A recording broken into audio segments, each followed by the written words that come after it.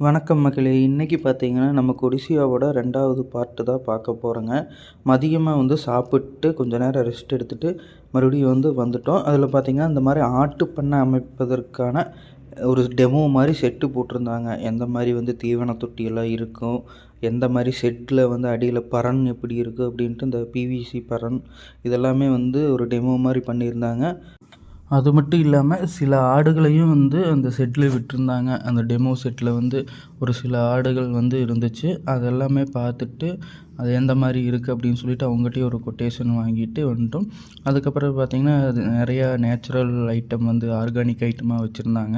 அதெல்லாம் பார்த்துட்டு நம்ம கனிஷ்கா ஆர்கானிக்ஸும் அவங்களும் ஸ்டால் போட்டிருந்தாங்க. அவங்களையும் போய் ஒரு விசிட் பண்ணிவிட்டு, அவங்கக்கிட்ட சில டீட்டெயில்ஸ் எல்லாம் விசாரிச்சுட்டு, கொஞ்ச நேரம் கழிச்சு அப்படியே வெளியே வந்தோம்னா, நாட்டு மாடுகள் நம்மளோட நாட்டு மாடுகள் என்னென்ன இருக்குது அப்படிங்கிறதெல்லாம் ஷோ பண்ணியிருந்தாங்க.